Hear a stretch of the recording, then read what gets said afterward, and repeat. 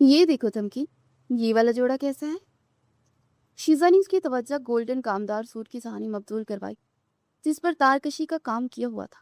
ارے واہ، یہ تو بہت پیارا ہے، اسے پہلے ہی نظر میں پسند آ گیا ہے۔ دیکھیں احمد، اب دلہے راجا کو بھی دکھانا ضروری تھا۔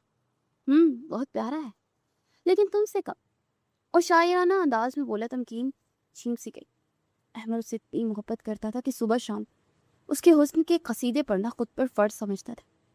تم جو بھی پہنو گی خوبصورت لگو گی، اس کے لیے کچھ بھی خریدو، میری طرف سے کوئی پابندی نہیں ہے۔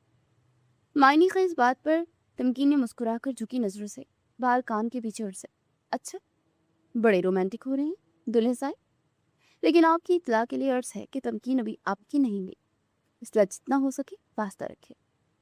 شیزا نے شرارت سے کہا تو احمد مسکرا کر بالوں میں ہاتھ پھیر گیا۔ دیکھ لیں سالی صاحبہ، خود ہی فاصلے بڑھائیں گی تو شادی کے بعد ہم بھی اپنی بیوی کو میکے کم ہی آنے دیں گے۔ اس دھمکی پر شیزا کا منہ کھل گیا جبکہ تمکین کی کھنکتی ہنسی گونجی۔ شیزا، تم لوگ باتوں میں لگے رہو، شاپنگ کے لیے شام کو تمہارا باپ آئے گا کیا؟ عرفت بیگم نے لتاڑا تو وہ دونوں بہنیں چونک کر لی۔ ایک گلدے سے خوار مل رہی میں یہاں، مجال ہے کہ کوئی ڈھنگ کی خریدی ہو چیز ان لڑکیوں نے۔ در حقیقت وہ اپنی دونوں شہزادیوں کے لیے کولیے ڈرائیور کے ساتھ شاپنگ پر نکلی تھی، اور اسی دوران احمد بھی انہیں مل گیا، تو پھر انہوں نے ہونے والے داماد کو بھی ساتھ نصیب کیا۔ وہ بھی گویا تمکین کی محبت میں گوڑے گوڑے ڈوبا تھا کہ اس کے سنگ سنگ رہنے کو اپنی قسمت گردانتا ان کے ساتھ مارکیٹ تک چلا آیا تھا۔ تب سے اب تک وہ شاپنگ کم اور باتیں زیادہ کر رہے تھے۔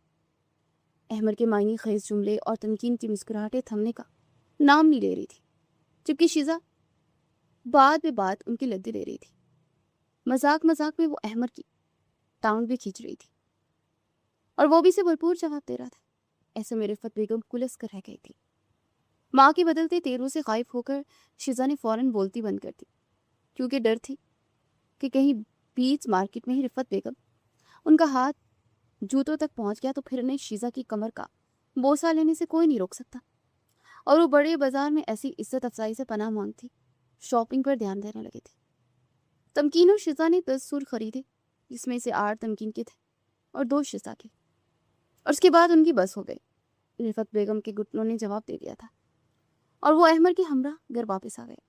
ہم راستے میں احمد نے انہیں آئس کریم کھلائی اور ان کے منع کرنے کے باوجود برگر لے کر پیک کروا لیا۔ جب رفت بیگم بیٹیوں کی ہمراہ گھر پہنچی تو اس میں مغرب کی اذانیں ہو رہی تھی۔ اتنی دیر لگا دی؟ فہیم صاحب گھر پر ان کے منتظر تھے۔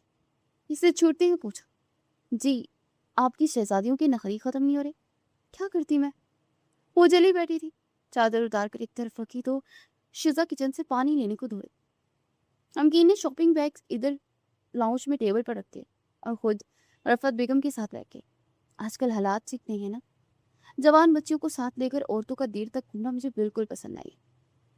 اندر سے نکلتے چوہدری زعیم صاحب نے ناگواری کا اظہار کیا تو رفت بیگم خاموش ہو گئی۔ تمکین نے دادا جان کو دیکھا جو کہ کافی اصول پرست اور سخت مزاج تھے، لیکن پوتیوں سے خوب لاڈ کرتے تھے۔ احمد ہمارے ساتھ تھا۔ کوئی توقف کے بعد رفت بیگم بولی، وہ محض ہنکار بھر کے رہ گئے تھے، پھر بھی احتیاط ضروری ہے۔ اب کے فہیم صاحب نے بھی کہا، ابو یہ دیکھیں، آپ بھی دیکھیں نا دادا جان۔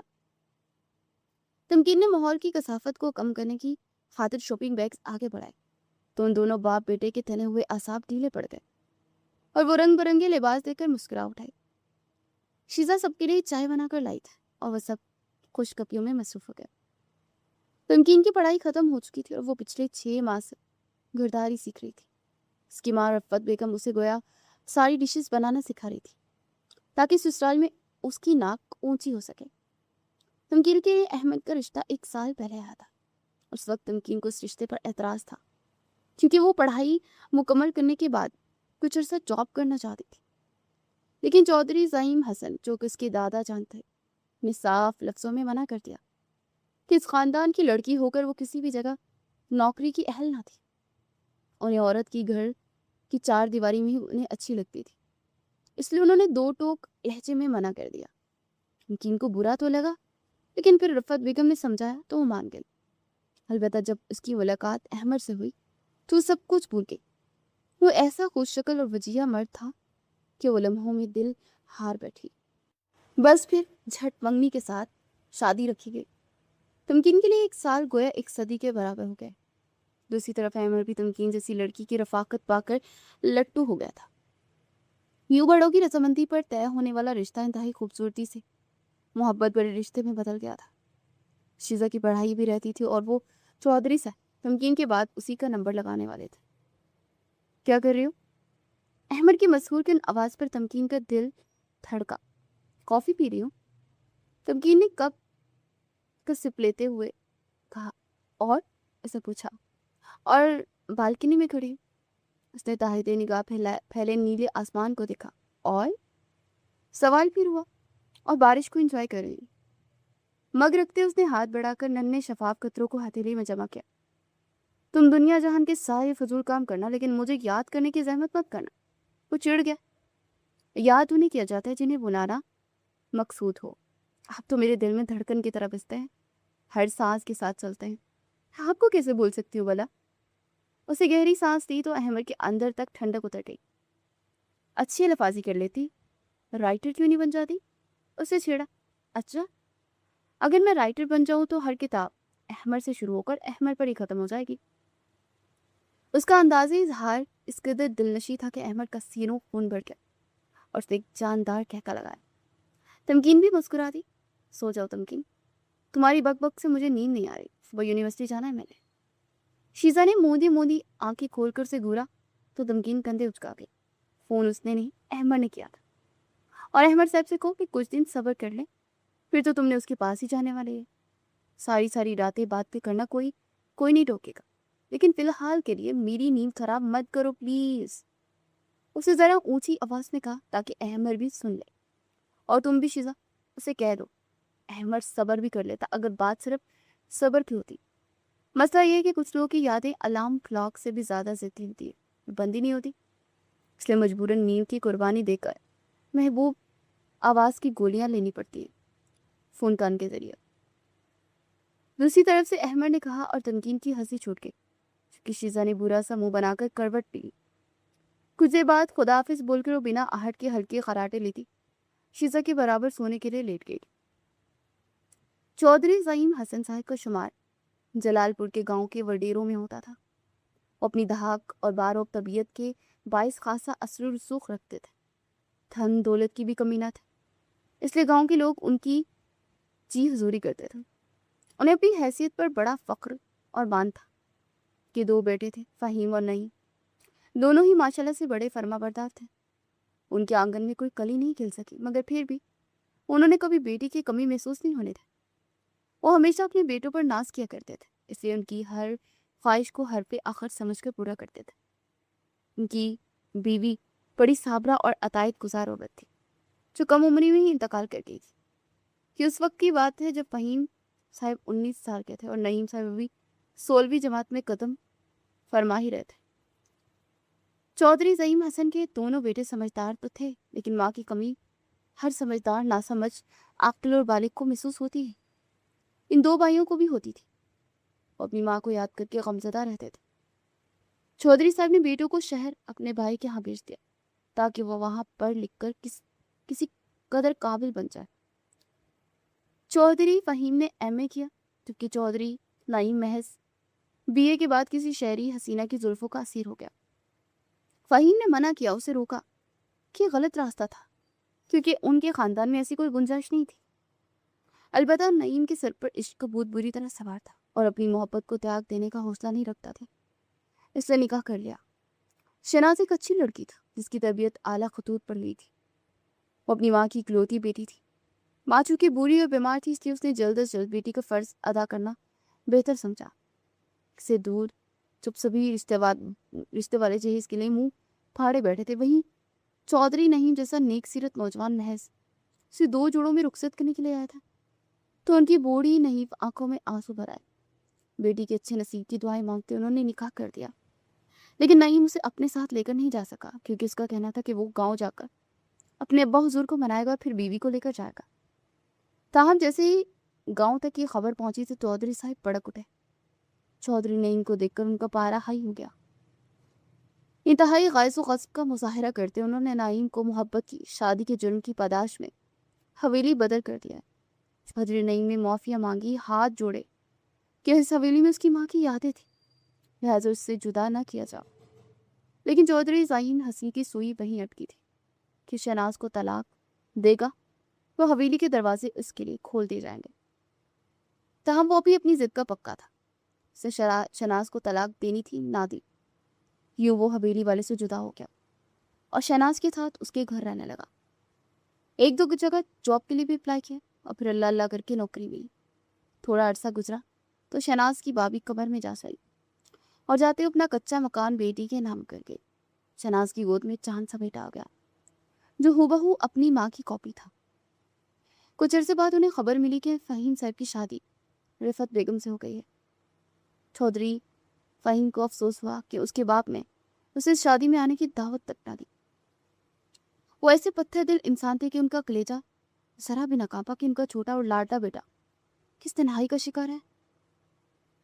شہناز بیگم کی محبت نے اس کی تنہائی کو تو بانٹ دیا، لیکن بہت سے اہم رشتوں کا دامن ہاتھ سے چھوٹ گیا۔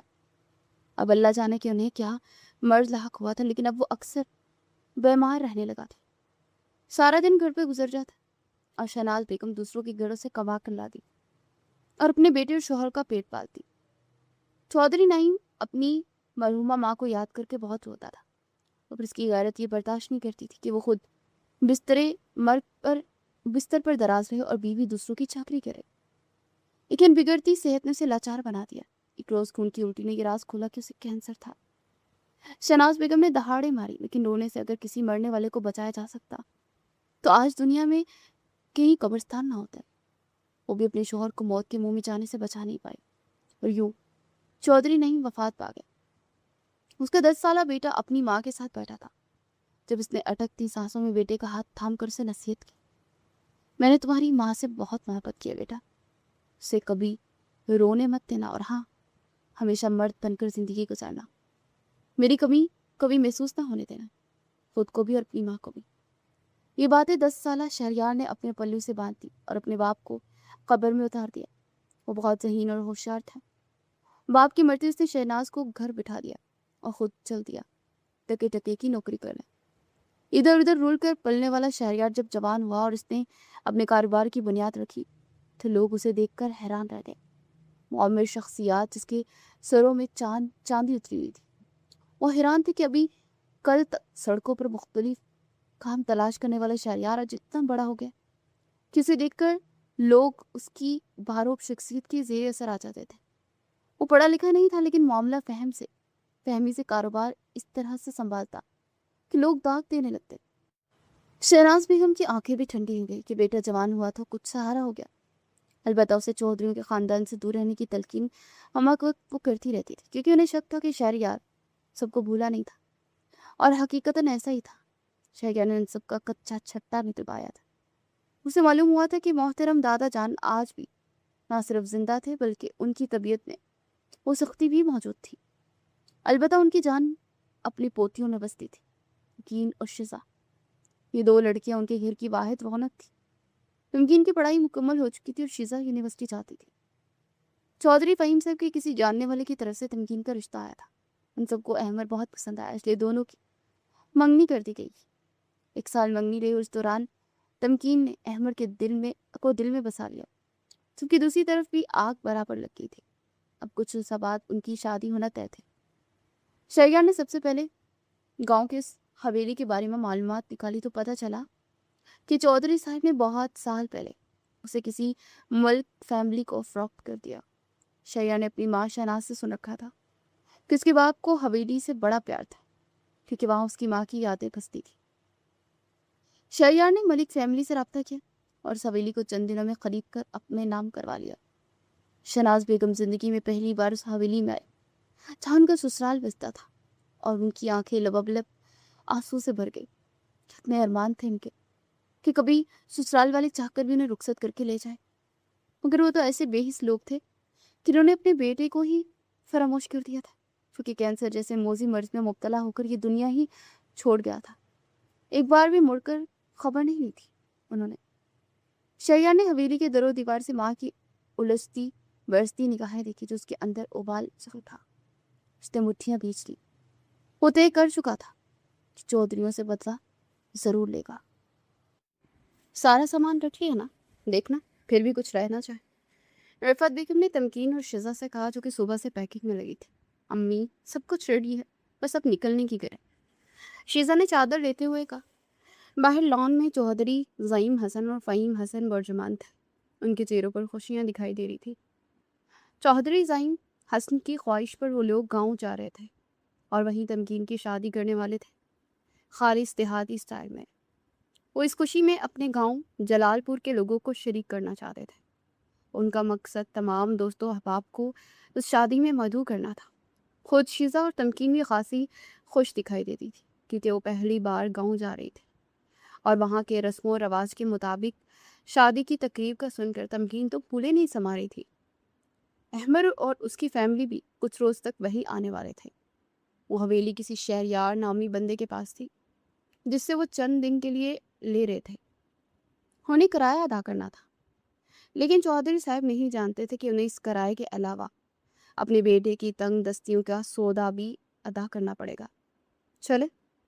فہیم صاحب نے رفعت بیگم کے ہمراہ دونوں شہزادیوں کو نکلتے ہوئے دیکھا تو استفہامیہ کہتے ہوئے کھڑے ہوتا. جی. بیگ انہیں تھماتی وہ پرس سنبھالتی ہوئی بولی. زعیم حسن صاحب ڈرائیور کے ہمراہ گاڑی میں بیٹھے تو ان کے ساتھ تمکین اور شیزا بیٹھ گئے، جبکہ دوسری گاڑی میں فہیم صاحب اور رفعت بیگم برجمان گاؤں کی جانب رواں ہوئے. کوئی نہیں جانتا تھا کہ کیسی قیامت ان کی منتظر کھڑی ہے. کندھے پر شال ڈالے، بازو فولڈ کیے، وہ کسی بھی وڈیرے کو مات دیتا اپنے فولادی بدن کے ساتھ باروب انداز میں کرسی گھسیٹ کر بیٹھا تھا. چند کسان اس کے سامنے بادب کھڑے زمینوں کا حساب دے رہے تھے. اس کے پاس بیٹھا ریاض سارے حساب لکھ کر انہیں معاوضہ دے رہا تھا اور وہ ہاتھ میں نیلے نوٹ تھامتے ان کا شکریہ ادا کر کے واپس جا رہے تھے. شہریار حسن نے گاؤں آتے ہی اپنی دھن دولت کے زیر اثر راج قائم کر دیا تھا. کئی ایکڑ اراضی خرید کر وہاں کسانوں کو کام پر لگا دیا تھا. یہاں ایک اسکول بھی قائم کیا گیا تھا تاکہ ناخواندگی کو ختم کیا جا سکے. پسماندہ گاؤں پر حکومت نے اتنی توجہ نہیں دی تھی جتنی وہ دے رہا تھا. دیہی باشندوں کو پینے کے لیے صاف پانی فراہم کیا گیا اور چند ایک سڑکیں بھی تعمیر ہو چکی تھی. جلال پور کا گویا نقشہ ہی بدل کر رکھ دیا تھا اس نے. چودھری صاحب جب وہاں پہنچے تو ہر طرف زندگی نئے رنگ میں ڈل چکی تھی. انہیں خوشگوار حیرتوں نے گھیر لیا. چودھری فہیم کی خاطر انہوں نے بہت سال پہلے گاؤں چھوڑ دیا تھا تاکہ جو غلطی چھوٹے بیٹے نے کی تھی اس پر بڑا بیٹا عمل نہ ہو سکے. لیکن وہ اندر ہی اندر مسرور ہوئے بنا نہ رہ سکے تھا. شاید کسی وڈیرے نے آگے بڑھ کر گاؤں والوں کے لیے ترقی کا قدم اٹھایا تھا. تمام راستے وہ گاؤں کی گلیاں دیکھتے مسکرا رہے تھے. جب حویلی کے آگے ان کی گاڑی رکی تو ایک نوکر نے اندر جا کر شہریار حسن کو بتایا کہ اس کے مہمان آ چکے ہیں. شہریار حسن نے تحمل سے تمام کسانوں کو فارغ کیا اور پھر ریاض کو خرچہ دے کر اپنی جگہ سے اٹھا. اس کی آنکھوں میں خون اترا ہوا تھا. اور متانت سے چلتا ہوا حویلی کے گیٹ پر پہنچا تھا. چودھری زعیم صاحب اپنی فیملی کے ہمراہ اس کی راہ دیکھ رہے تھے. آئیے بزرگوں، آپ کا انتظار کر رہے تھے ہم. شہریار نے گمبھیر لہجے میں کہا تو چودھری صاحب ہک بک رہ گئے. انہیں ایک عجیب سا احساس ہوا جیسے وہ اس شخص کو پہلے سے جانتے ہیں یا ان کا کوئی رشتہ دار ہو. حالانکہ یہ چہرہ بالکل اجنبی تھا ان کے لیے. آپ؟ فہیم صاحب کے سوال پر مسکرا. شہریار جلال پور کا وڈیرا. ان کے پرسکون انداز پر وہ ہکا بکا ہوئے. شیزا کی آنکھیں کھل گئی. اتنا کم عمر وڈیرا. کندھے پر سلیقے سے جمی شال، سفید کلف شدہ شلوار قمیض، اس میں اس کا گندی چہرہ کھل رہا تھا. تراشیدہ مونچھیں اور داڑھی دیکھ کر شیزا نے دل ہی دل میں اسے ڈا دی. بلا شبہ وہ بندہ ہینڈسم تھا. چودھری صاحب کے ہونٹ مسکراہٹ میں ڈلے. ہماری بات طے ہوئی تھی فون پر، انہوں نے یاد دلایا. جی جی بالکل، اندر آئیے. ان سب کو چہروں کو بغور دیکھتا وہ بظاہر مسکرا رہا تھا لیکن حقیقتاً اس کے اندر شرارے لپک رہے تھے. میں اپنی والدہ کے ساتھ کچھ دن کے لیے اوپر والے پورشن میں شفٹ ہو جاؤں گا. آپ لوگ نیچے سے آرام سے رہ سکتے ہیں. اس نے حویلی میں چند ٹھہرنے کے لیے دن ان سے باہری رقم وصول کی تھی. چودھری صاحب حویلی کی دیواریں تکتے آپ دیدہ ہونے لگے. بیٹا تم نیچے بھی رہ سکتے ہو، ہمیں کوئی مسئلہ نہیں. انہوں نے شفقت سے کہا. نہ جانے کیوں دل بھر آیا تھا. اہلیہ کی یاد شدت سے حملہ آور ہوئی تھی. پھر وہ یوں ہی باتیں کرتے اندر چلے گئے۔ ڈرائیور نے سامان نکال کے اندر پہنچایا تو حویلی کے نوکر متحرک ہو گئے تھے۔ آنے والے مہمانوں کی خاطرداری میں کوئی کمی نہ رہنے کا حکم ملا تھا انہیں شہریار حسن کی طرف سے۔ تمکین اور شزا اس حویلی کو دیکھ کر شادماں تو ہوئی تھی، مگر انہیں اس بات کا بڑا دکھ تھا کہ حویلی اب ان کی ملکیت نہیں۔ انہوں نے چودھری صاحب سے کہا تھا کہ وہ حویلی دوبارہ خرید لیں، لیکن اب ان کا مالک شہریار حسن اسے بیچنا نہیں چاہتا تھا۔ وہ سب ہنستے ہوئے باتیں کر رہے تھے، جبکہ وہ لہو رنگ آنکھوں سے ان سب کو تکتا انتقام کی آگ میں چل رہا تھا۔ اپنی ماں کے کہنے پر ان سے کوئی وابستہ نہیں رکھنے والا تھا، لیکن قسمت اسے ان لوگوں کے اتنے قریب لے آئی تھی کہ اب وہ انہیں برباد کرنے سے خود کو روک نہیں سکتا تھا۔ ان چہروں سے ہنسی نوچ لینا اب اس کی تمنا تھی۔ شہناز بیگم متنم آنکھوں سے نیچے دیکھ رہی تھی جہاں صحن میں سب بیٹھے تھے۔ ان کے چہروں پر نگاہیں جمائے کھڑی تھی۔ تو یہ طے شدہ بات تھی کہ ظالموں کے چہرے بھی عام انسان جیسے ہوتے ہیں۔ انہوں نے دکھ سے چودھری زعیم حسن کے لاغر وجود کو دیکھا، جنہوں نے اپنے بیٹے کو مرنے کے لیے چھوڑ دیا تھا۔ کس قدر ظالم اور سفاک تھے۔ امی کیا سوچ رہی ہیں؟ شہریار حسن نے ان کے کندھے پر ہاتھ رکھا، مگر وہ ٹس سے مس نہ ہوئی۔ سوچ رہی ہوں کہ ایک باپ اتنا جابر کیسے ہو سکتا ہے کہ وہ سگی اولاد کو دھتکار دے اور پھر اسے قبر کے حوالے کر کے برسوں بعد بھی اس کے چہرے پر مسکان ہو۔ آنسو آنکھ سے لڑک کر گال پر بہہ تو شہریار نے مٹھی بھیج دی۔ اندر چلیں، آپ کی طبیعت خراب ہو جائے گی۔ انہیں کندھوں سے تھام کر کمرے میں لے آیا اور خود باہر ٹہلنے لگا۔ کوئی ابلتا ہوا لاوا تھا جس میں اس کا وجود چل رہا تھا۔ تمکین، تم نے دیکھا اس وڈیرے کو؟ مطلب کسی فلم کا ہیرو ہی لگ رہا تھا۔ میں تو بے ہوش ہونے والی تھی اسے دیکھ کر۔ شیزا ابھی تک اس کی شخصیت کے سحر میں ڈوبی ہوئی تھی۔ تمہیں اپنے کام پر دھیان دو، زیادہ تعریف کرنے کی ضرورت نہیں ہے، دادا جان کبھی نہیں مانیں گے۔ تمکین نے ڈپٹ کر اسے رکھ دیا تھا۔ کس چیز کے لیے؟ شیزا حیران ہوئی۔ تمہارے اور فلمی ہیرو کے رشتے کے لیے؟ اس کے سر پر چپٹ رسید کرتے ہوئے بولی تھی۔ اوہو، تم غلط سمجھ رہی ہو، میرا وہ مطلب نہیں تھا۔ شیزا ہنستے۔ اچھا تو پھر کیا مطلب تھا؟ اسے دلچسپی ہوئی۔ چھوڑے یار، مجھے تو اس بات کا دکھ ہے کہ پرسوں مایوں کی رسم ہے اور ابھی تک میرا ڈریس مکمل نہیں ہوا۔ تم میری ہیلپ کر دو نا۔ وہ روحانسی ہوئی۔ اچھا لے کر آؤ، میں دیکھتی ہوں۔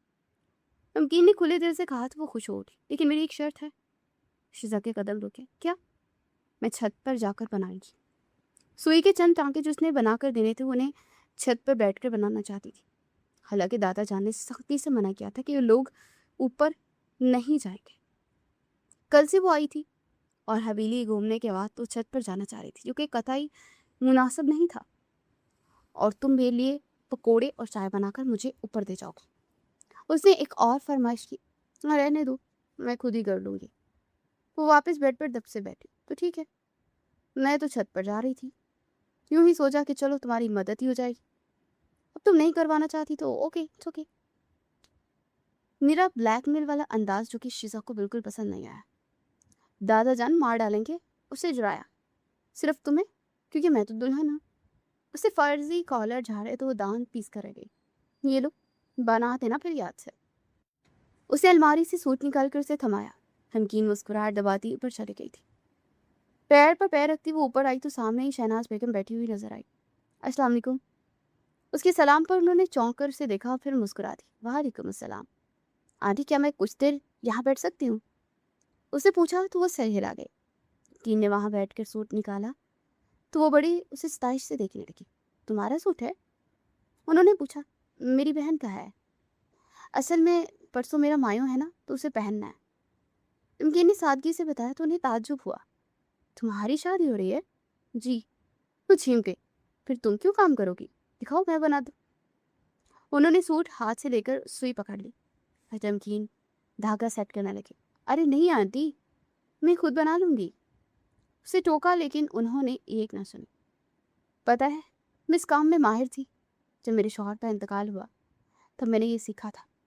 میں گھر میں رہ کر سارا دن لوگوں کے کپڑے سلائی اور بنائی کرتی تھی، اپنا اور اپنے بچے کا خرچ نکالتی۔ لیکن جب شہریار سمجھدار ہوا تو اس نے مجھے اس کام سے روک دیا۔ پھر وہ خود ہی سب کچھ کیا کرتا تھا. نہ جانے کیوں اسے بتانے لگی تھی. ان کی اطلاع پر تمکین کی آنکھوں کے سامنے ڈیشنگ تھا. شہریار حسن گھوم گیا. I'm sorry aunty. ان کی آنکھوں میں آنسو دیکھ کر وہ شرمندہ ہوئی. اگر آپ بنانا چاہتی ہو تو ضرور بنائیں, لیکن پھر آپ کے بیٹے کو برا ہی نہ لگ جائے. اس نے خطرہ ظاہر کیا. نہیں, اسے برا نہیں لگے گا.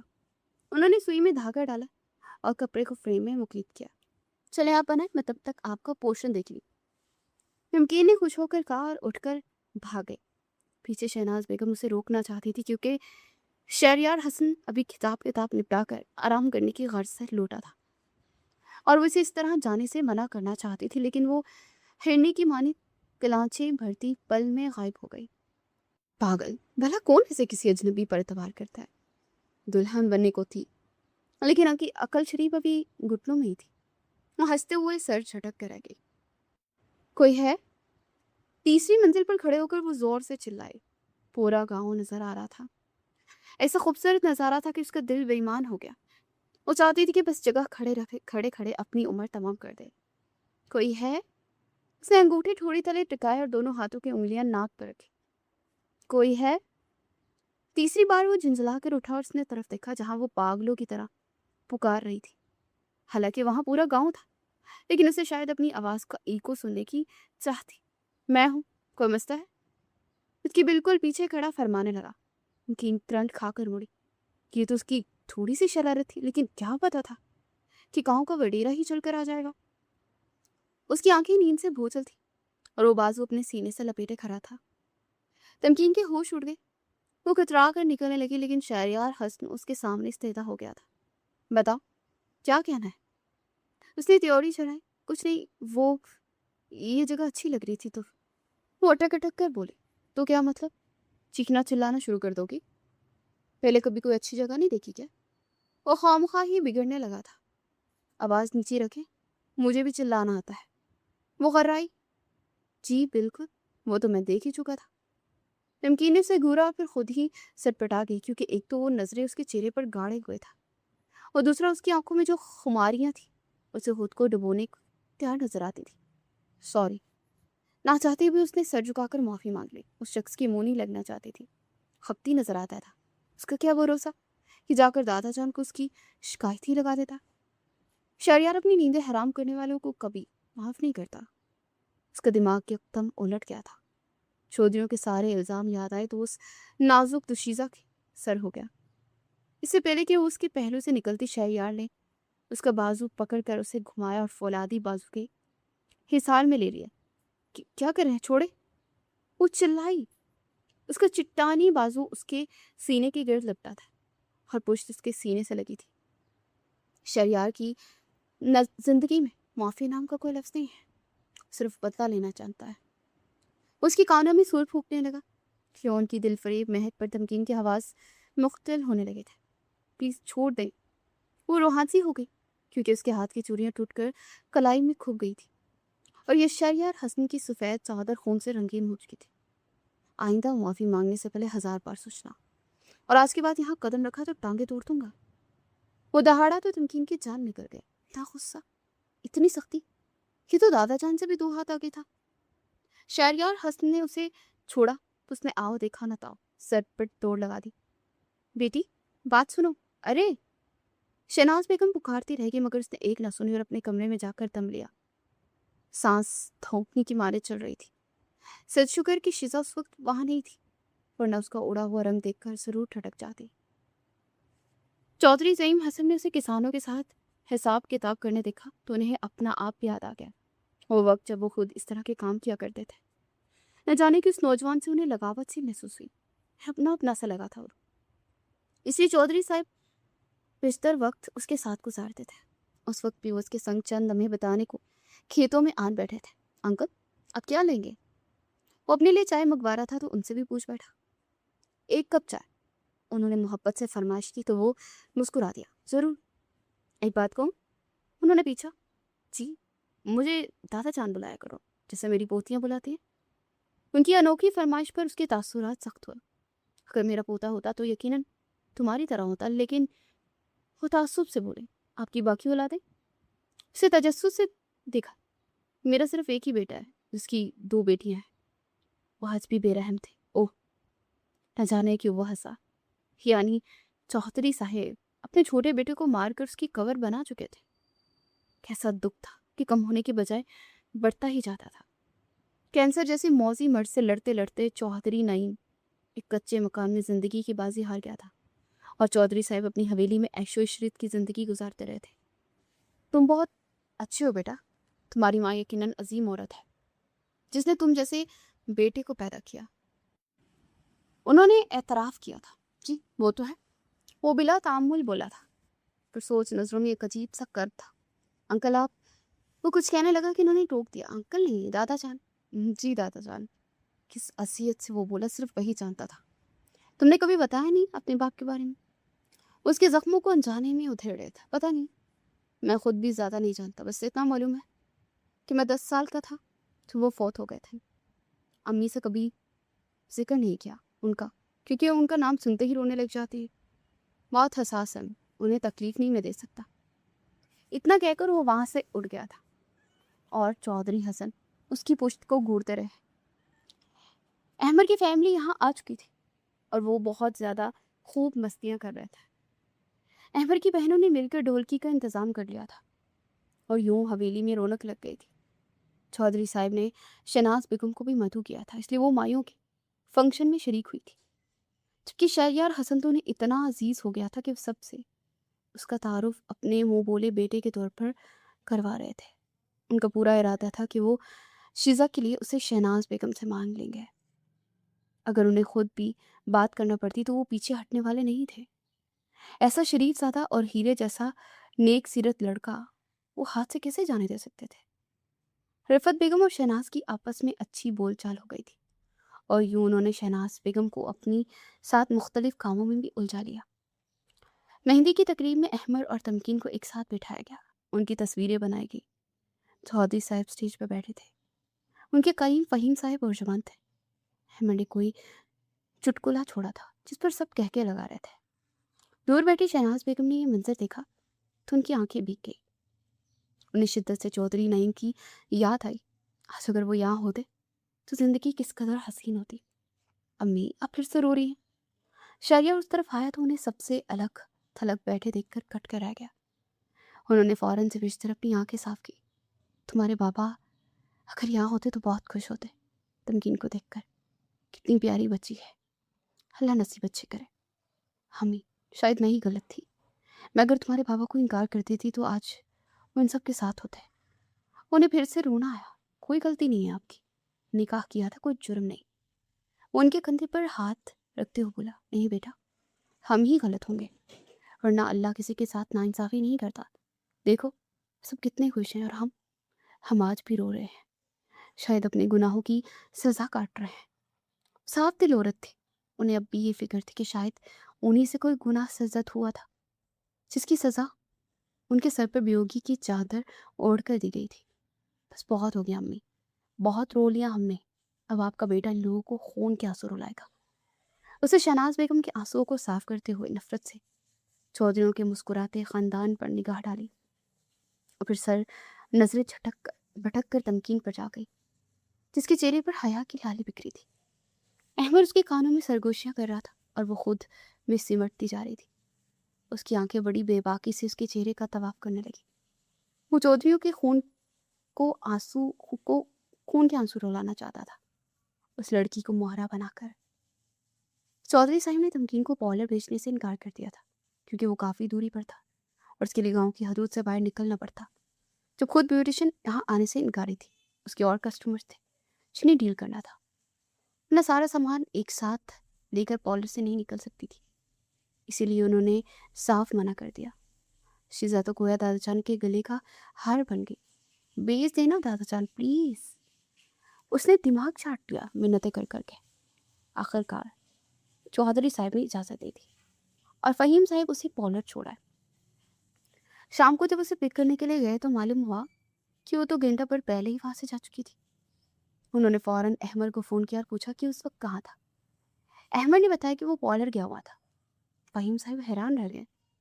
انہوں نے صدمے سے کنگ ہوتی کیفیت کے ساتھ چودھری صاحب کو فون کیا تو معلوم ہوا کہ وہ گھر نہیں پہنچی تھی۔ اب صحیح معنوں میں ان کے قدموں تلے زمین نکل گئی تھی۔ یکدم ہی ساتوں آسمان سر پر گھوم گئے اور بیٹی کی گمشدگی نے انہیں اپنے ہوش بلا دیا۔ وہ لٹے پٹے انداز میں حویلی واپس آئے تو گویا ان کا سب کچھ لٹ چکا تھا۔ تمکین کہیں نہیں تھی۔ یہ باغ آگ کی طرح ہر سو پھیل گئی تھی۔ تمکین کہاں ہے؟ رفعت بیگم نے ان کا لڑتا ہوا وجود جھنجھوڑا اور زمین پر گر گئی۔ شیزا نے کرلاتے انہیں سنبھالا۔ چودھری صاحب نے سوالیہ نظروں سے بیٹے کو دیکھا اور مرجک ہسائی کے بڑکتے شعلے دیکھ کر حویلی کے باہری ستون انہیں اپنے سر پر پڑتے دکھائی دیے۔ سین میں گویا قیامت آ گئی۔ احمد کی فیملی بھی بہت پریشان ہو گئی۔ عین بارات کے وقت دلہن کا غائب ہونا کسی معاملے سے کم نہیں تھا۔ شہریار حسن چھت پہ کھڑا بڑے مزے سے وہ منظر انجوائے کر رہا تھا۔ چودھریوں کی چیخیں نکلوا کر اسے بہت سکون مل رہا تھا۔ بہت دنوں بعد دل میں ٹھنڈک سی اتری تھی۔ در حقیقت یہ اسی کے آدمی تھے جنہوں نے تمکین کو اٹھوایا تھا۔ اس وقت تمکین شہر میں موجود اس فارم ہاؤس پر مقیم تھی۔ بظاہر اس نے چودھری صاحب کے ساتھ مل کر تمکین کو ہر طرف ڈھونڈا تھا، مگر وہ کہیں نہیں تھی۔ چودھری صاحب کی کمر ٹوٹ گئی تھی۔ پہلی بار ان کی ناک نیچی ہوئی تھی۔ انہوں نے برسوں پہلے بیٹے کے گناہ کو معاف نہیں کیا تھا، کیونکہ انہیں لگتا تھا کہ برادری میں ان پر تھو تھو ہوگی، لیکن آج پوتی نے غائب ہو کر ساری زندگی کی کمائی ہوئی عزت اور ایک ساکھ کو راکھ میں ملا دیا تھا۔ اب خدا جانے کہ اس کے ساتھ حادثہ پیش آیا تھا یا وہ خود یہاں سے بھاگ گئی تھی۔ دوسری بات زیادہ درست لگتی تھی، اس قدر آزردہ تھے کہ خود سے نظریں ملانے کے قابل نہیں تھے۔ ایسے وقت میں شہریار نے انہیں سنبھالا۔ وہ آنسو وہ سب کے سامنے نہیں بہا سکتے تھے، وہ انہوں نے تنہائی میں شہریار کے سامنے بہائے تھے۔ شہریار حسن تمکین کو تلاش کرنے کے بہانے شہر آیا تھا اور پھر اپنے فارم ہاؤس پر لیا۔ یار اتنا ٹائم لگا دیا آنے میں۔ اس کے دوست نے دیکھا تو برس پڑا۔ کل سے وہ مسلسل تمکین کی نگرانی پر مامور تھا۔ بڑی مشکل سے اس نے تمکین کو پولر سے اٹھوایا تھا شہریار کی مدد سے، اور پھر جب اس کی گاڑی شہر کے لیے روانہ ہوئی تو شہریار گھر واپس آ گیا اور وہ حویلی کے پچھلے دروازے سے آیا تھا تاکہ کسی کو شک نہ ہو سکے۔ میں مصروف تھا اس لیے کل نہیں آ سکا۔ اس ناطے اس کے سامنے بریانی کی پلیٹ اٹھائی تو اس کا منہ بن گیا۔ اتنا چیختی ہے لڑکی کہ اب اسے نیند کا انجیکشن پلا کر آیا ہے۔ وہ تباہ بیٹھا تھا، جبکہ اس بات پر شہریار نے پلیٹ واپس میز پہ پٹکی۔ تمہارا دماغ خراب ہے، میں نے کہا تھا کیا، میں آ رہا ہوں، تم نے اسے سلا دیا، اب کب اٹھے گی وہ؟ اتنا وقت نہیں ہے میرے پاس، مجھے شام کو واپس جانا ہے۔ غصے سے اس کا دماغ کا برا حال ہونے لگا تھا۔ ریلیکس یار، تھوڑی دیر صبر کر لو، اٹھ جائے گی وہ، اسے مزے سے بریانی کھاتے ہوئے کہا۔ شہریار کا سکون خارت ہو گیا تھا، اسے انتظار نہیں ہو رہا تھا، لہٰذا وہ اپنے کمرے میں چلا گیا۔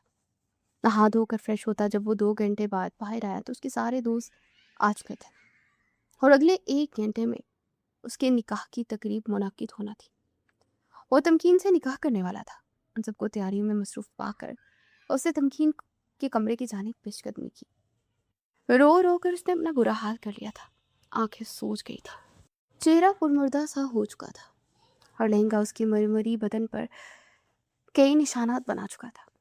شہریار حسن آہستگی سے چلتا اس کے سامنے آ کھڑا ہوا اور اسے دیکھ کر تمکین کی روح فنا ہوئی۔ کیسی ہو؟ کوئی کمی تو نہیں تمہاری خاطرداری میں؟ اس کی پھٹی آنکھیں دیکھتا وہ پنجوں کے بل بیٹھا۔ وہ قالین پر سکری سنگتی بیٹھی تھی مگر چونک کر اس کے قریب ہوئی، ہمیشہ کی طرح۔ سرمئی سور پر سیاہ چادر کی بکل مارے خوشبوئیں لٹاتا کسی بھی ہوش مند لڑکی کے حواس سلپ کرنے کی صلاحیت رکھتا تھا۔ مجھے گھر جانا ہے، پلیز مجھے یہاں سے لے جائیں۔ وہ شاید اپنے حواسوں میں نہیں تھی۔ میری شادی ہے عمر سے، مجھے جلدی جانا ہے۔ اس کا ہاتھ تھام کر وہ بولی تو وہ سن رہ گیا۔ شاید وہ اسے اپنا مسیحا سمجھ رہی تھی، لیکن اب تو شادی کینسل ہو چکی ہے۔ کوئی بات نہیں، میں تم سے شادی کر لیتا ہوں۔ وہ جیسے اسے مکاری سے حل پیش کرنے لگا تھا۔ آپ نے کیا یہ سب؟ اس کی آنکھیں بے یقینی سے بھر گئی۔ اس نے کہکا لگایا، شکریہ محترمہ۔ محترمہ کو تو عقل تو آئی، ورنہ مجھے لگا تھا کہ یہاں دماغ نہیں ہے۔ اس کی کنپٹی پر ہاتھ رکھتے ہوئے تنزیہ لہجے میں بولا تو وہ ششر رہ گئی۔ یعنی یہ سارا کھیل شہریار حسن کا رچایا ہوا تھا؟ چلاؤ نکاح کریں۔ وہ اس کا ہاتھ پکڑتا گھسیٹنے لگا تھا۔ چھوڑو مجھے امی، وہ چلاتی رہ گئی، مگر شہریار حسن نے اسے اپنے نام لکھوا کر ہی دم لیا تھا۔ اس کے سارے دوست مبارکباد دیتے وہاں سے نکل گئے تھے۔ اور وہ اپنے فارم ہاؤس پر اس حسینہ کے ساتھ تنہا رہ گیا تھا۔ وہ کمرے میں آیا تو تمکین ابھی تک رو رہی تھی۔ رو لو، جی بھر کے رو لو، جتنا رو گی مجھے اتنا ہی سکون ملے گا۔ وہ آرام سے صوفے پر بیٹھتا اس کی بے بسی کا مذاق اڑاتے ہوئے بولا تو اس کے آنسو مزید تیزی سے بہنے لگے۔ وہ فلک شگاف کہکا لگاتا اسے انسانوں کی فہرست سے خارج لگا۔ چپ چپ، آواز نہ نکلی اب تمہاری۔ وہ کسی ظالم پروفیسر کی طرح دہاڑا تو وہ سہم کر بیڈ کے کنارے سے لگ گئی۔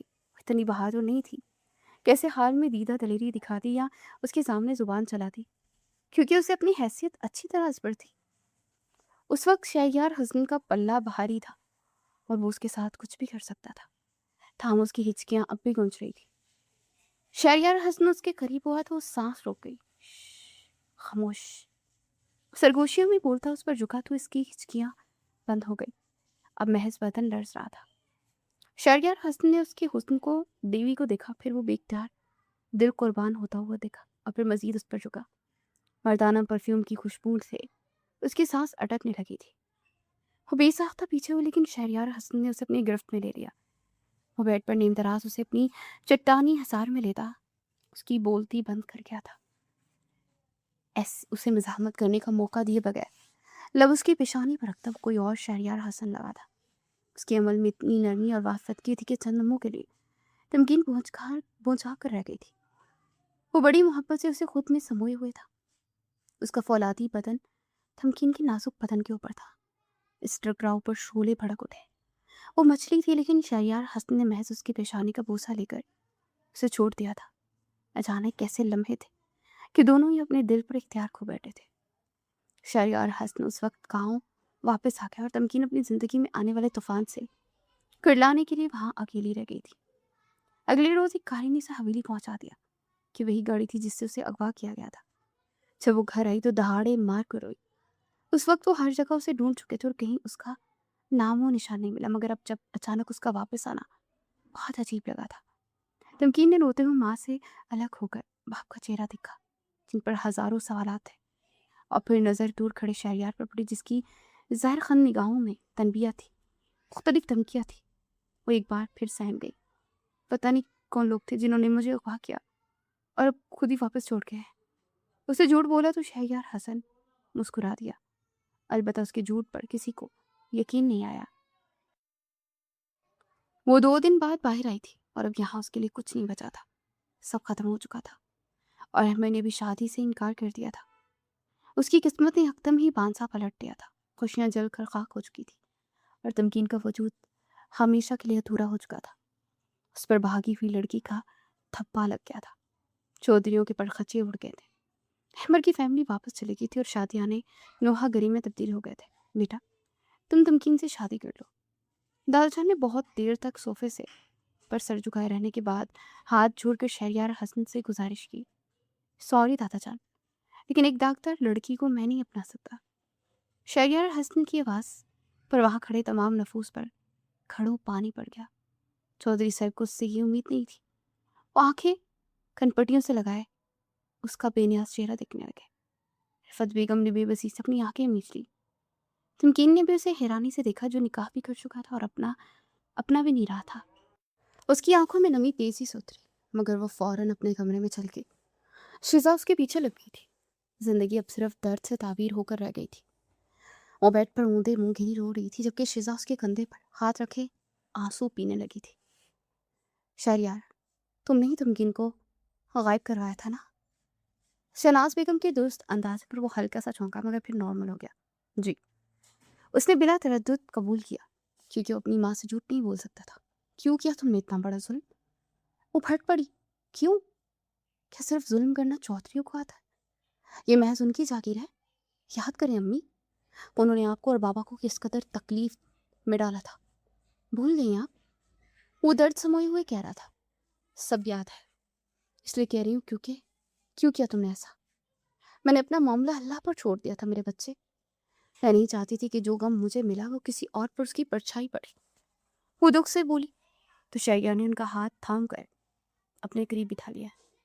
کچھ غلط نہیں کیا میں نے، صرف نکاح کیا تمکین سے۔ پلیز امی، آپ میرے اور چودھریوں کے انتقام کے بیچ میں نہ آئیں، کیونکہ آپ اپنا ظلم معاف کر سکتی ہیں لیکن میں ایسا نہیں کر سکتا۔ میرا ظرف اتنا بڑا نہیں ہے. میں نے اپنی زندگی بغیر باپ کے کاٹی ہے. اس شاندار حویلی کے باوجود میں نے کچے مکان کی بہتی چھتوں تلے برسات کی راتیں گزاری ہیں. میں کچھ نہیں بھول سکتا اور نہ ہی ان لوگوں کو معاف کر سکتا. وہ قطعی انداز میں بولا تو شہناز بیگم کو چپ لگ گئی تھی. لیکن اس بچی کا کیا قصور ہے؟ اس کو کس بات کی سزا دے رہے ہو؟ کچھ توقف کے بعد انہوں نے کہا، وہ بس ایک مہرہ ہے امی، اس کے ذریعے میں ان سب کو ذلیل کروں گا. وہ جیسے ٹھان چکا تھا. تمکین مرجھا گئی تھی.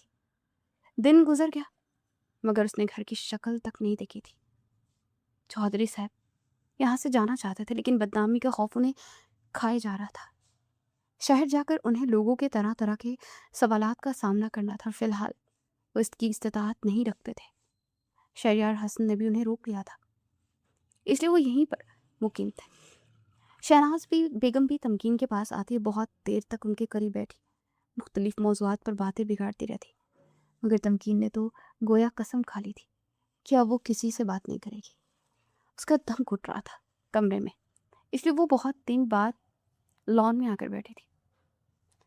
رات کی سیاہ چادر پر چمکتے چاند، ستاروں اور ہلکی ہلکی ہواؤں کے سنگ اڑتے بادلوں نے دلکش سما باندھ رکھا تھا. وہیں جھولے پر آ کر بیٹھ گئی تھی. تبھی گیٹ کھلا اور شہریار حسن کی گاڑی اندر آئی. پورچ میں گاڑی لاک کرتا وہ اس طرف چلا آیا. تمکین زرد چہرے کے ساتھ گھاس پہ پڑتے بارش کے قطروں کو نظروں کے حصار بھی لیے بیٹھی تھی. بارش اتنی تیز تھی کہ اس کے کپڑے بھی بھیگ کر بدن کے ساتھ لگ چکے تھے، مگر وہ ہر شے سے بے نیاز تھی. تمکین پہلی بار اس شخص نے اس کا نام پکارا تو اس کا احمرین بدن کرنٹ کھا گیا. تمکین نے نگاہ اٹھا کر اس کا چہرہ دیکھا تو جان لبوں پر آ گئی. یہ شخص اس کی بربادیوں کا ذمہ دار تھا. اسی نے سب کو تہس نہس کیا تھا. دل نے فریاد کی تو فوراً اٹھ کھڑی ہوئی، لیکن شہریار حسن نے اس کی کلائی تھام لی. ہاتھ چھوڑے. اس کی آواز نم تھی. چھوڑنے کے لیے تھاما. وہ محبت بھرے انداز میں بولا، میرا طریقہ غلط ہو سکتا ہے لیکن میری نیت صاف ہے. کم از کم تمہارے معاملے میں میرا دل بغاوت نہیں کر رہا. وہ فسوس پھونکتے ہوئے بولا تھا تو تمکین نے ناسمجھی سے اسے دیکھا. میں برباد کرنا چاہتا ہوں تمہارے دادا اور باپ کو، جنہوں نے میرے باپ کو تڑپنے کے لیے اکیلا چھوڑ دیا. اس پر تمکین کی روح فنا ہو گئی. میرا ہاتھ چھوڑو.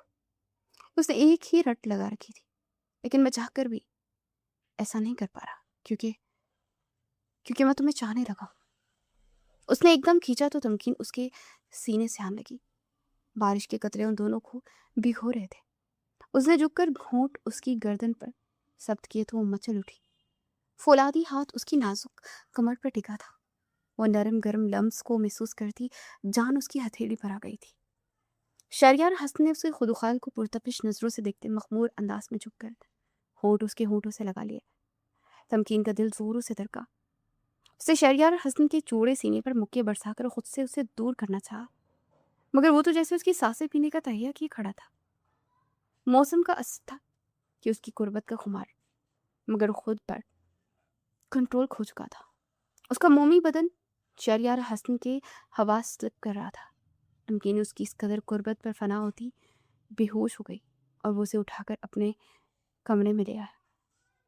شہناز بیگم دوائیوں کے زیر اثر سوچ گئی تھی، اس لیے شہریار حسن کو اپنی منمانی کا موقع بڑی آسانی سے مل گیا.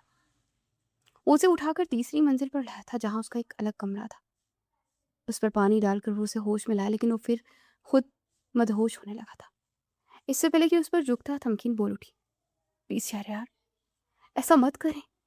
میں کسی کو کچھ نہیں بتاؤں گی، میں اپنا منہ بند رکھوں گی، لیکن آپ پلیز یہ سب نہ کریں. اس کی آنکھوں میں آنسو چمکے تو شہریار ٹھہر گیا. نہ جانے کیوں لڑکی اس کے ضبط کا امتحان بنتی سانسوں میں تحلیل ہو چکی تھی. وہ چاہ کر بھی اپنا بدلہ نہیں لے پا رہا تھا. کم وقت عشق درمیان میں پڑھ کر اسے کمزور کر رہا تھا. ٹھیک ہے میں تمہیں جانے دوں گا، لیکن ایک شرط ہے، تم آج کی رات یہیں گزارو گی اور مجھے بھرپور توجہ سے نہ صرف سنو گی بلکہ میرا یقین بھی کرو گی. بولے منظور ہے؟ وہ عجیب سرکشی سے بولا تو چاروں سے سر ہاں میں ہلانا پڑا. پھر شہریار حسن نے تھک ہار کر اپنا سر اس کی گود میں رکھ دیا. پھر وہ پوری رات اس کے آنچل سے کھیلتا اسے اپنی گزشتہ زندگی کی داستانیں سناتا رہا. کبھی ہنستا تو کبھی مسکراتے اور رو پڑتا. اس کی زندگی اتنی تلختی کہ تمکین کو اپنا غم بہت ہلکا محسوس ہونے لگا. وہ حیران رہ گئی، کیا یہ سچ تھا؟ کیا واقعی اس کا کوئی چچا تھا جس نے ایسی زندگی گزاری تھی؟ محض محبت کی شادی کرنے کے جرم میں سے دربدر کر دیا گیا۔ صبح کی اذان سے پہلے شہریار حسن کو نیند آ گئی، وہ اپنی جگہ پتھر ہو گیا، پھر آہستگی سے اس کا سر گود سے نکال کر تکیے پر رکھا اور نیچے آ گئی۔ سچ شکر کہ اب تک کوئی نہیں جاگا تھا، لہٰذا وہ کمرے میں آ کر لیٹ گئی، لیکن اسے نیند نہیں آ سکے۔ میں وہ بد نصیب سہاگن جسے سسرال کی دہلیز پر نصیب نہ ہو سکے، جسے ساری زندگی اپنی ماں کے گھر گزارتی۔ شہناز بیگم کے منہ سے ساری سچائی اگلوانے کے باوجود وہ بے یقین تھی۔ چودھری نہیں، یہ نام اس کے لیے بالکل نیا تھا۔ تم پریشان مت ہونا تمکین، میں تمہارے ساتھ کوئی زیادتی نہیں ہونے دوں گی۔ مجھے کچھ دن پہلے ہی معلوم ہوا کہ شہریار نے تم سے نکاح کر لیا ہے، اور میں تمہارے ساتھ کوئی زیادتی نہیں کروں گی۔ تم پوری عزت سے رخصت ہو کر میرے گھر آؤ گی۔ انہوں نے یقین دلایا تو تمکین رو پڑی۔ شہریار کے اقدام کی وجہ سے اتنی خوفزدہ ہو گئی تھی کہ بات کرنا ہی بھول گئی تھی، لیکن اس وقت شہناز بیگم نے اس کا غم بانٹا تو وہ ان کے گلے لگ کر بلکنے لگی تھی۔ چودھری صاحب، میں اپنی شہریار کے لیے آپ کی پوتی تمکین کا رشتہ مانگنے آئی ہوں۔ کیا آپ اپنی بیوہ بہو کی یہ خواہش پوری کریں گے؟ ان کے سوال پر چودھری ذہین کا وجود زلزلوں کی زد میں آ گیا تھا۔ ایسے کیا دیکھ رہا ہے؟ میں وہی عورت ہوں جسے آپ نے اپنانے سے انکار کر دیا تھا اور اپنے بیٹے کو گھر سے نکال دیا تھا۔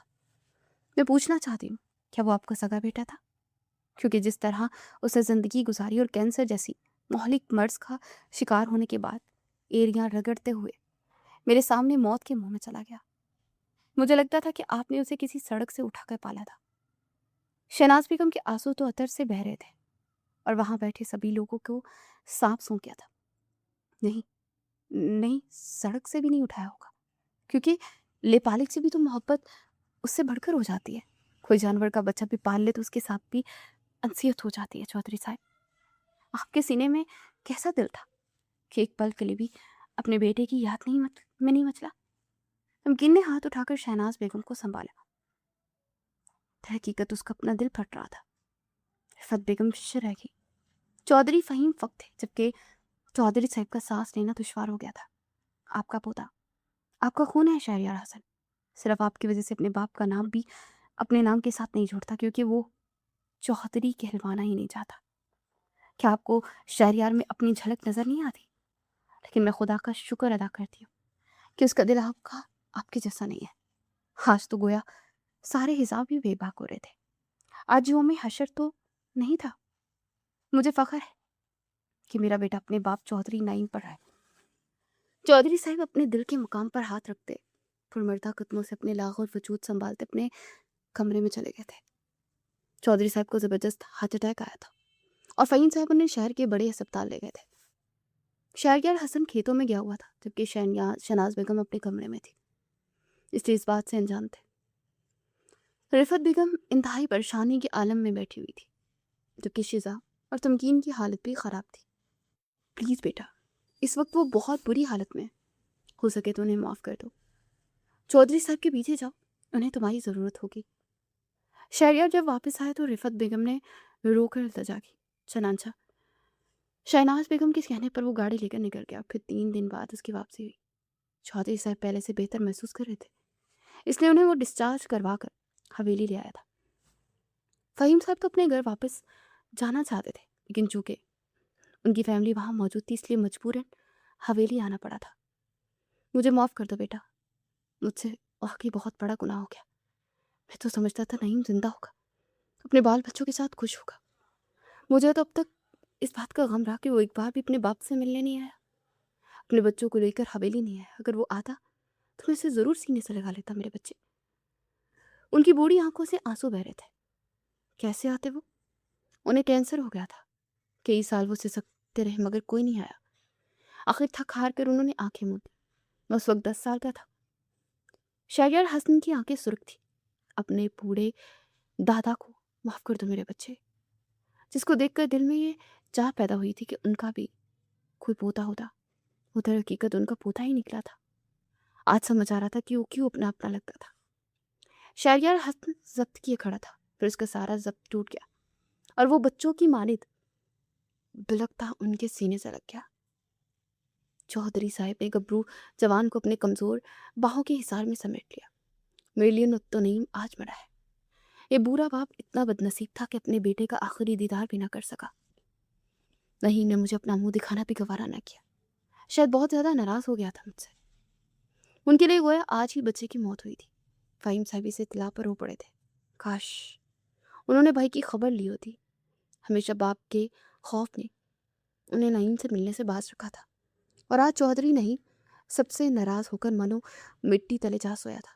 حویلی کا ماحول یکلختی سوگوار ہو گیا تھا، لیکن اس سوگواریت میں دلوں کا میل دھل کر صاف ہو گیا تھا. چودھری صاحب نے شہناز بیگم سے ہاتھ جوڑ کر معافی مانگی تو ان کا دل پسج گیا اور انہوں نے سب کو معاف کر دیا. انہیں سب کو معاف کر دیا تمکین، اب تم بھی مجھے معاف کر دو. اس کی گمبھیر آواز پر وہ کرنٹ کھا کر پڑ لی. شہریار حسن اس کے کمرے کے دروازے پر کھڑا تھا. زخم پرانے ہو تو ان کا درد کم ہو جاتا ہے، نئے زخموں کی ٹھیسیں اتنی جلدی ختم نہیں ہوتی ہے. پہلی بار اس کے سامنے بولی تھی. دل چاہے کانپ رہا تھا، لیکن اس نے زبان کو لرزنے نہیں دیا تھا. اس کی شادی ٹوٹی تھی، احمد نے اسے دھتکار دیا تھا. اس کا غم اتنا ہلکا نہیں تھا. وہ گہری سانس بھرتا اس کے نزدیک آیا. تو پھر کتنے سال چاہیے تمہیں مجھے معاف کرنے کے لیے؟ کیونکہ ایک بات تو طے ہے کہ تمہیں میرے پاس ہی آنا، میرے علاوہ کسی اور کی نہیں ہو سکتی. تم وہ اٹل لہجے میں بولا. کیوں؟ وہ فنکاری تو جارحانہ انداز میں آ گیا. تمکین نے چند قدم پیچھے لیے، جبکہ اس نے بھی قدم روکنے سے انکار کر دیا. کم وقت تو بھلا کا ہینڈسم ہے، اوپر سے جب کندھوں پر شال ڈال کر بہروب انداز میں چلتا ہے تو دل بہتر قدموں سے لپٹ جاتا ہے. تمکین نے نظریں چرائی، جبکہ وہ آرام سے اسے دیوار سے پن کرتا فرار کی راہ مسدود کر گیا تھا. دل آ گیا تم پر، شہریار حسن کا. وہ سادگی سے بولا تو دھڑکنیں اس کی اتھل پتھل ہو گئی. اب دشمنی نبھانے آئے تھے نا، تو پھر میرے پیچھے کیوں پڑ گئے ہیں؟ اس نے بھویں کھینچ لی. اتنا خوبصورت دشمن ہو تو بازی جیتنے کا دل کب چاہتا ہے؟ وہ شاعرانہ انداز میں بولا تو تمکین ہکا بکا رہ گئی. شہریار حسن نے اس کی کمر میں ہاتھ ڈالا اور اسے خود سے لگا لیا. اس نزدیکی پر اس کی جان جانے لگی تھی. البتہ اس نے خس کیا جو احمد سے لاکھ درجے بہتر اور شاندار مرد تھا. پلیز شہریار، اس نے احتجاج کیا. دل تو پسلیاں توڑنے کے در پر تھا. میرا نام لوگی تو میں ہوش کھو بیٹھوں گا. اس کی گردن پر جھکا تو تمکین نے آنکھیں بند کر لی. شہریار حسن کا چہرہ دیکھ کر وہ ہنس دیا. چلو. اس کا ہاتھ تھام کر چودھری صاحب کے کمرے میں لے گیا، جہاں وہ بستر پر آرام کر رہے تھے. داس جان، میں نے تمکین سے نکاح کر لیا تھا. اگر اب آپ کی اجازت ہو تو اسے رخصت کر کے لے جاؤ. انہوں نے محبت سے اپنے شاندار پوتے کو دیکھا، پھر سر ہلا کر گویا اجازت دے دی. یعنی انہیں سب بتا چکا تھا. پھر انہوں نے اشارے سے دونوں کو پاس بلایا اور ان کے سروں پر پیار کیا. تمکین آنسو ضبط کرنے کی کوشش میں بری طرح سے ہلکان تھی. تمکین، مجھے یقین ہے کہ تم شہریار کے ساتھ خوش ہوگی بیٹا. شاید احمد اس قابل نہیں تھا کہ تم اسے ملتی. داس جان کی نصیحت پر وہ لب پیچھے کھڑی رہی. پھر جب وہ کمرے سے باہر نکلی تو فہیم صاحب، عفت بیگم اور شیزا نے باری باری سے گلے لگایا اور شہریار حسن اس کا ہاتھ تھام کر اسے چھت پر لے گیا، جہاں شہناز بیگم ان کی منتظر بیٹھی تھی. انہوں نے تمکین کو اپنے پاس بلائے سے دلہن بنا کر شہریار کے کمرے میں بھیج دیا. شہریار کام سے گیا ہوا تھا اور اس کی واپسی رات کے تک ہونا تھی. تیسری منزل پر کھڑی وہ تاروں بھرا آسمان دیکھ رہی تھی. یہ نظارہ اتنا خوبصورت تھا کہ اس میں کھو گئی تھی، کہ وہ واحد جگہ تھی جہاں سے جلال پور کا پورا گاؤں نظر آتا تھا. آج پوچھو گی نہیں کوئی ہے؟ شہریار حسن اس کے پیچھے آ کر کھڑا ہوا تو اس نے پٹ سے اپنی آنکھیں کھول لی. آپ؟ اس نے مڑ کر دیکھا. شہریار حسن کی آنکھوں میں نرمی تھی. کیوں؟ یہاں میرے علاوہ کوئی اور بھی آ سکتا ہے کیا؟ اس کے سوال پر نمکین لب کھینچ گئی. ابھی تک ناراض مجھ سے؟ اس کی آنکھوں میں جھانکتا پوچھنے لگا. نہیں، میں صرف اپنی قسمت کو کوس رہی ہوں، جس نے مجھے ایک دم سے منہ کے بل گرا دیا. اس کی آنکھوں میں نمی ابری تو شہریار حسن تڑپ اٹھا. مجھ سے لڑو نا پلیز، مجھے برا بلا کہو، مجھے ڈانٹو مارو، لیکن اس طرح کی باتیں مت کرو. میں تمہیں کھونا نہیں چاہتا تھا، بس اسی لیے نکاح کیا. اور تم جانتی ہو کہ میں نے تمہارے ساتھ کچھ بھی غلط نہیں کیا.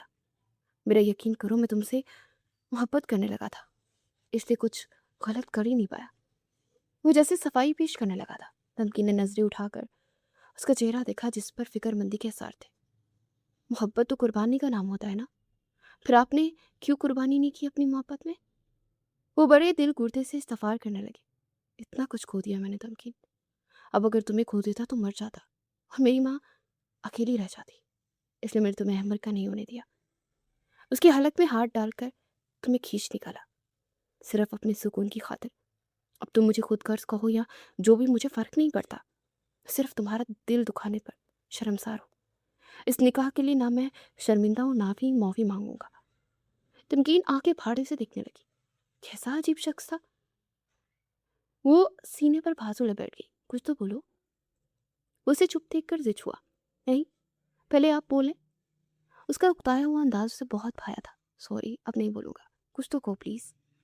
اسے مکمل آزادی دیتا اپنے لبوں پر انگلی رکھ گیا۔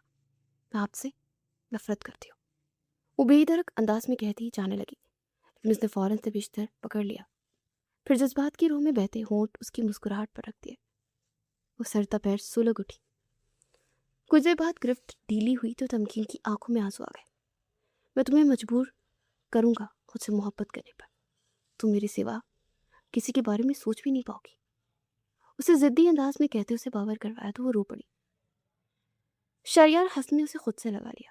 وہ ہچکیاں لیتی رونے لگی۔ بس میری جان، اتنا رو گی تو میرے بھی آنسو نکل آئیں گے۔ اس کے بالوں میں ہاتھ پھیرتا وہ محبت بھرے لہجے میں بولا، جبکہ وہ بازو شہریار حسن کے گرد لپیٹے دھواں دھار ہو رہی تھی۔ اسے خود سے لگائے تسلیاں دے رہا تھا۔ بدلے کی آگ نے خود اسے جلا کر راکھ کر دیا تھا، اور اب جو بچا تھا وہ صرف تمکین تھی، اور وہ اس سے کسی صورت دستبردار نہیں ہو سکتا تھا، کیونکہ اب اس کا سب کچھ تھی۔ میں آپ کو کبھی معاف نہیں کروں گی۔ وہ سو کرتی اس سے الگ ہو کر اٹل انداز میں بولی، ٹھیک ہے، مت کرنا، ابھی رونا تو بند کرو۔ اس کے آنسو باعث تکلیف تھے، لیکن یہ مت سمجھنا کہ تم سے دور رہوں گا۔ بہت برداشت کر لیے دوریاں، اب اور نہیں۔ اس کی بات پر تمکین نے آنکھیں نکالی۔ نزاکت لے کر آنکھوں میں اس کا دیکھنا توپا۔